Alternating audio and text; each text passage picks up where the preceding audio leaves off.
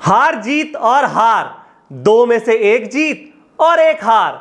मुकाबला होने वाला है बड़ा मजेदार, क्योंकि बेंगलोर के सामने है लखनवी नवाब। किसके खाते में जाएगा मैच, इसी की करेंगे आज हम खुलकर बात। आप बने रहिए हमारे साथ, लेट्स गेट स्टार्ट। नमस्कार दोस्तों, welcome to the world of Ishan की आईपीएल हाइलाइट्स। बेंगलोर की रॉयल चुनौती के सामने लखनऊ के सुपर जायंट्स। मुकाबला इसलिए भी इंटरेस्टिंग क्योंकि पिछले साल जब दो राइवलरी हुई, कमाल के मैचेस दर्शकों को देखने को मिले। इस बार क्या ऐसा होगा? शायद हो सकता है, क्योंकि आरसीबी जहां 3 में से 2 मुकाबले गंवा चुकी है, लखनऊ को 2 में से 1 मुकाबले में जीत मिली और पहले मुकाबले में हार का सामना करना पड़ा। यह मुकाबला इंटरेस्टिंग बनने की पूरी उम्मीद है। आज की वीडियो में हम भी इसी पर बात करने वाले हैं। दोनों टीमों की हेड टू हेड राइवलरी पर करेंगे चर्चा। पिच रिपोर्ट क्या कहानी कहती है, ये आपसे करेंगे साझा। दोनों टीमों की समस्याएं और दोनों टीमों के मजबूत पक्ष का भी करेंगे खुलासा। बनाएंगे लखनऊ बेंगलोर की प्लेइंग 11, करेंगे की प्लेयर्स की सूची का भी खुलासा और अंत में हमारा प्यारा सा प्रेडिक्शन, जहां होगा खुलासा कि कौन सी टीम ये मुकाबला जीत सकती है। वीडियो में बने रहिए हमारे साथ, लेट्स गेट स्टार्ट। आरसीबी और एलएसजी के बीच सिर्फ 4 आईपीएल के मुकाबले और इन 4 मैचेस में बहुत मजा, एंटरटेनमेंट दर्शकों को देखने को मिला। हालांकि 3 जीत आरसीबी के खाते में है, लेकिन आरसीबी के मैदान पर सिर्फ एक मुकाबला और वो मैच लखनऊ ने जीता। लेकिन सबसे बड़ी बात है कि इस टूर्नामेंट में आरसीबी 3 में से 2 मुकाबले हार कर आई, वहीं एलएसजी को 50% जीत मिली। आरसीबी पिछला मुकाबला हारी, एलएसजी के पास जीत के साथ इस मुकाबले में उतरने का मौका। ये मैदान बहुत छोटा है, यहाँ पे बाउंड्रीज बहुत बनने वाली है, रन तो आप बनते हुए देख सकते हैं। दोनों टीमों में पावर हिटिंग बल्लेबाज है, रन बनाने वाले बैट्समैन। दोनों खेमों में रन बनेंगे तो मैच का मजा आने वाला है। पर्सनली मुझे लगता है कि ये मुकाबला 200 प्लस जाना चाहिए, लेकिन 2 मुकाबले यहाँ पर हुए, 180 का एवरेज स्कोर है। ज्यादातर बाद में बल्लेबाजी करने वाली टीम बाजी मारती है। आईपीएल के 2 मुकाबले इस सीजन के दोनों उस टीम ने जीते जिन्होंने बाद में बल्लेबाजी करने का फैसला किया। अब तक 90 मुकाबले और ज्यादातर कहानी बाद में बल्लेबाजी करने वाली टीम के फेवर में गई। ये पिच क्या कहानी कहता है ये तो वक्त बताएगा, लेकिन एक्सपर्ट की राय है कि टॉस जीतकर आप 100% पहले गेंदबाजी करने का फैसला करें। लेकिन बात करें स्वॉट एनालिसिस की, जहां पे रॉयल चैलेंजर्स बेंगलोर, इनकी सबसे बड़ी प्रॉब्लम मुझे नजर आती है कि इनकी जो सबसे बड़ी स्ट्रेंथ है वो काम नहीं कर रही। सिर्फ विराट कोहली के बल्ले से रन निकल रहे। कोहली विराट पारी खेल रहे हैं, लेकिन Faf du Plessis, Glenn Maxwell totally fail नजर आते हैं। 2 मुकाबलों में 46 और 31 रन आप इनके आगे देख सकते हैं। दिनेश कार्तिक ठीक ठाक रोल फिनिशर के रूप में निभा रहे हैं, लेकिन ऐसा कोई बल्लेबाज नहीं जो कोहली का इतना बड़ा साथ दे पाए। प्रॉब्लम यहीं से बढ़ती हुई जा रही है। सबसे बड़ी प्रॉब्लम आरसीबी की उनकी गेंदबाजी है, और ये गेंदबाजी प्रॉब्लम इसलिए क्रिएट नहीं कर रही कि लगातार आप इन्हें मौके दे रहे हैं और ये मौकों को भुना नहीं पा रहे। प्रॉब्लम यहां पर आती है कि जो मैनेजमेंट ने ऑक्शन टेबल पर गलत डिसीजन लिया, आप उसके बाद भी इन गलत डिसीजन के साथ आगे बढ़ रहे हैं। लॉकी फर्ग्यूसन और आकाशदीप जैसे गेंदबाजों को बाहर बिठा रखा है। अलजारी जोसेफ और यश दयाल जैसे खिलाड़ियों को मौके मिल रहे हैं, लगातार इनकी गेंदों पर खूब पिटाई हो रही है। मोहम्मद सिराज किसी समय में T20 इंटरनेशनल के नंबर 1 गेंदबाज, और आईपीएल में इनकी पिटाई जिस तरह से हो रही है देखने लायक। लगभग 10 से ज्यादा की इकोनॉमी से ये गेंदबाज रन पिटा रहे हैं। आरसीबी की सबसे बड़ी चिंता या कहें बिगेस्ट वरी यहीं से होकर गुजर रही है। गेंदबाजों को अपने प्रदर्शन में सुधार लाना होगा अगर आने वाले मुकाबलों को जीतना है। तो मुझे लगता है अलजारी जोसेफ को फोकस करना होगा गेंदबाजी में, और फोकस करना होगा इनके की बॉलर मोहम्मद सिराज को भी। प्रॉब्लम के साथ हम पॉजिटिव साइड देखते हैं, जहां पे दिनेश कार्तिक बहुत अच्छे फिनिशिंग टच दिखाते हुए नजर आए। अनुज रावत के बल्ले से रन निकले, और रन निकले महिपाल लॉम्ब्रॉर के बैट से। वैशक कुमार विजय ने बहुत अच्छी गेंदबाजी की। मयंक डागर एक बहुत अच्छे गेंदबाज के रूप में इस आप खेमे में देख सकते हैं। तो ये 5 पॉजिटिव साइड विराट कोहली के अलावा मुझे आरसीबी में नजर आते हैं। लेकिन बात करें लखनऊ सुपर जायंट्स की, इनकी स्ट्रेंथ की, तो कमाल लाजवाब ओपनिंग पेयर।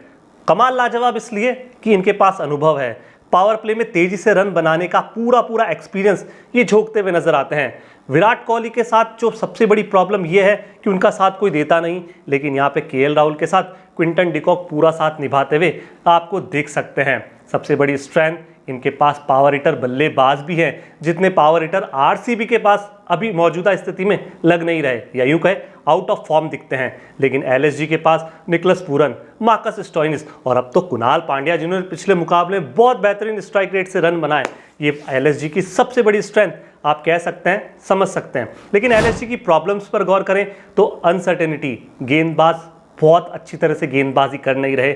मोहसिन खान ने पिछले मुकाबले में अच्छी गेंदबाजी की, लेकिन उससे पिछले मुकाबले में 11 से ज़्यादा की इकोनॉमी से रन पिटाए। नवीन उल्लक दोनों ही मुकाबलों में टोटली फेल नजर आए। ऐसे में मणिकरण जैसा गेंदबाज भी है, पिछले मुकाबले में मौका मिला, लेकिन लगभग 11 की इकोनॉमी से इनकी गेंदों पर भी रन पिटे। चिंता यहाँ बहुत जायज़ है। जायज़ चिंता 3 बल्लेबाजों को लेकर भी है।